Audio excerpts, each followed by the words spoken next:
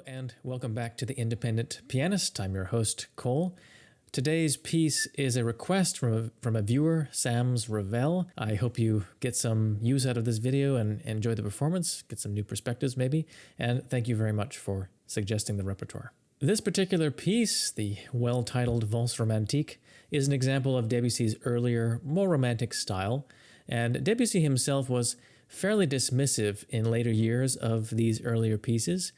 Later on, of course, he made some really astonishing revolutions in style and technique that really set his music very much apart from all of his contemporaries, and eventually it fountained out into practically every trend in 20th century music since then. So notwithstanding, I think these early pieces are really astonishingly beautiful, and notwithstanding the obvious debt that Debussy owed to Chabrier and Fauré, among others, you can still hear Debussy's very particular personality shining through as well. And I'm sure even if we didn't know Debussy's later, much more influential compositions, we would still really treasure these works. So let's dive right in. Debussy was very well known later on for being extremely detailed in his indications, and you get a little bit of a hint of that in the first few bars of this piece. So as you'll notice in the left hand, Debussy marks tenuto, which is the dash, on the first note of each bar in the left hand, and then he marks staccatos on the second and third. So from one point of view, I think this is supposed to suggest the idea of the Viennese waltz with a obvious downbeat and lighter second and third beats, typified by Johann Strauss and the like, as opposed to the more Parisian style of Chopin's waltzes. However, this waltz is not really going to sound like Chopin or Strauss. It has a very unique quality of its own. In fact, it has kind of an odd, restless, kind of breathless quality to it, and this is caused by the right-hand melody consistently having empty downbeats, as contrasted against those heavier left-hand downbeats that he's marked. And you can see that Debussy also marks tenuto on the right-hand second and third beats. So it's a very detailed kind of notation, and if you observe these marks exactly, it gives this opening theme its very peculiar, slightly unsteady feeling.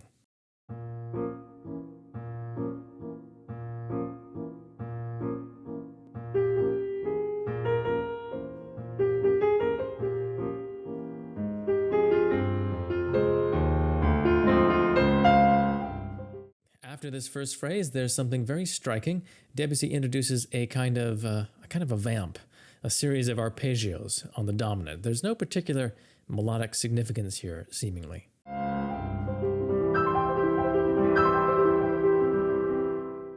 This passage is actually a stroke of brilliance, though, because Debussy is going to use it as a kind of a gateway between sections later on. So it's going to return in different tonal contexts, and it'll lead us into new sections, and will in fact turn into the figuration accompanying the melody in the C section. So I should probably mention as well, this waltz is basically in a kind of free rondo form. Just to recap, a rondo form is a form where there's a main theme acting as a refrain, and then you have contrasting episodes. And usually it goes like A, B, A, C, A, and that's actually what happens here as well, plus a coda at the end. So carrying on to the B section, here Debussy uses a very characteristic indication for him, which is tempo rubato. And this is a slightly confusing indication, actually. I think it's generally misinterpreted in Debussy's music. When most teachers nowadays talk about tempo rubato, they're usually referring to what used to be called agogix. And the idea of agogix is fairly subtle, but it refers to lengthening certain beats in a rhythm as a means of emphasis. So in practice, it can be very subtle, but oftentimes it amounts to a very slight speeding up and slowing down, accelerandi and ritardandi in music speak. And that's usually what people think of as tempo rubato. And this is certainly a very important expressive device. However, when rubato was referred to in previous centuries, it frequently had a different kind of meaning. It referred to a kind of playing in which the accompaniment, so for the pianist that means the left hand, was in strict time, but the melody would be out of sync with the accompaniment slightly, whether that meant it was slightly ahead or slightly behind the left hand. And for pianists, this was really intended to simulate what happens when you have a situation with an instrument that uses air, like a singer, collaborating with an instrument with a fixed attack, like the piano. So no matter how hard you try to play exactly together, because of the gradual onset of the singer's tone, there's always a bit of inexactness about where the note starts, and the ensemble as a result. And this becomes even more obvious when you have a singer in front of an orchestra, when you have 80 players, some of whom are using bows, some of them using air, maybe percussion, all trying to line up with one singer. Of course, it's not going to be 100% precise. And that's actually okay because this very imprecision allows the melody to have a kind of freedom. It causes it to sound like it's floating over the accompaniment. And pianists tried to imitate this as well. And this is the type of rubato that both Mozart and Chopin referred to in their own time. They referred to a kind of playing where the left hand was in strict time, but the right hand was coming early or being a little bit late. And both Mozart and Schumann, among others, definitely notated some passages which are supposed to suggest a rubato style. I think there's something in the last movement of Schumann's quintet, which is a very obvious example of that, as well as in the slow movement of Mozart's K332 sonata. Those notations are kind of suggesting rubato, but the true rubato is unnotatable. It's really a kind of improvisation. And of course, it's quite possible to exaggerate this kind of technique, and that's exactly what happened in the late 19th century and early 20th century. You would have some pianists like Paderewski, for example, who sometimes, there are recordings by Paderewski where he would practically play every single note with his hands not lining up. And so that could sound a little bit comical sometimes, and there was kind of a reaction against that in the mid-20th century, which required pianists to always play with their hands exactly together. This was foreshadowed also by the teaching of Johannes Brahms and Clara Schumann, among others, in the late 19th century. So it's good in its own way, but also kind of a over-exaggerated compensation, since practically a whole generation didn't learn what tempo rubato even meant or how to do it, in the sense that Mozart and Chopin meant it. Playing with your hands exactly together gives you a good kind of solidity and firmness of sound, but it also removes a lot of relaxation and fluidity from the sound as well. Sometimes things can sound very set in stone. And there's a wonderful feeling of looseness that a lot of these old pianists had who allowed themselves to play with the hands out of sync sometimes. So, to make a long story short, too late, Debussy was quite aware of this definition of tempo rubato. He mentioned it actually in an article he wrote about Chopin. I didn't quite manage to track that down, but I remember reading about it, and he was referring to the misconception about this term. And I think that this is more of what he's referring to when he marks it in his scores as well, and it causes some confusion. For example, there's this passage in the second movement of the violin sonata, which is marked tempo rubato, and usually people sound like they don't really know what to do here. And to me, it never really made sense for the pianist playing these chords to speed up and slow down. And I don't think that's what he means. I think he really just is marking here that the violin should not line up with the piano chords. The piano chords, however, can be pretty much straight. So it's likewise here. It didn't really make too much sense to me to play with a ton of agogics. I mean, we're in a waltz and everything, and it feels like we still want to keep that waltz feeling in the rhythm. So instead, I mostly just tried to add unwritten arpeggios and play out of sync between the two hands to really separate the counter melody in the tenor from the soprano in the right hand. And that's another very typical purpose of this kind of tempo rubato, to make counterpoint more clear.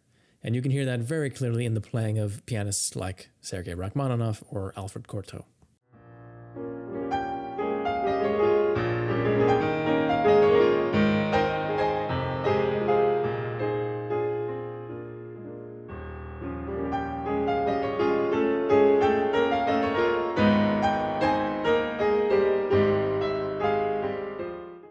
So enough about tempo rubato. Then after this, the A section comes back, and each time that the A section comes back, it's transformed in some kind of really imaginative way. The first time, it just has a new triplet accompaniment, which, as I mentioned, then blossoms out into the accompaniment for the C section.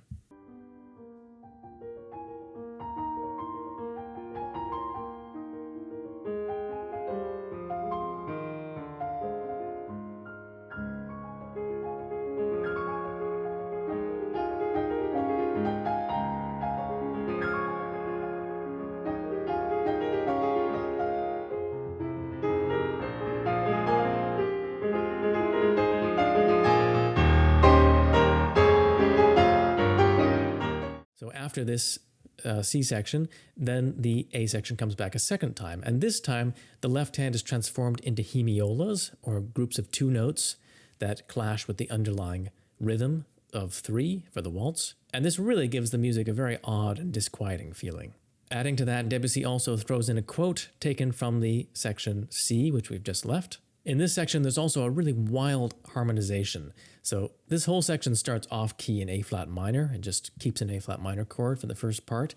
But then Debussy brings us back around to F minor, and he just plants this long G in the bass, which forms the root for a half diminished seventh chord. And it really gives a very eerie feeling to the music. And it's not like this is even very strange theoretically. The G half diminished seventh is just the 2 chord in F minor, but it's highlighted in this really extraordinary way. It's just a touch of genius, really.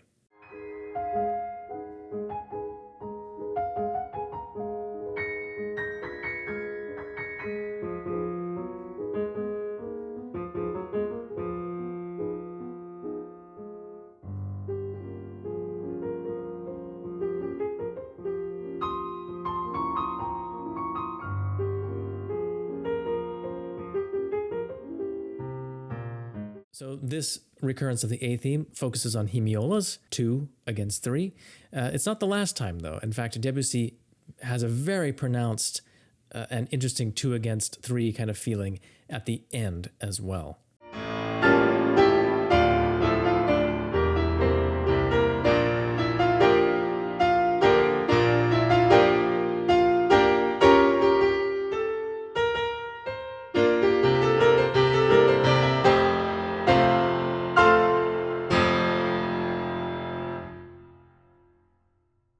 So I hope you enjoyed this little conversation about Debussy's Valse Romantique.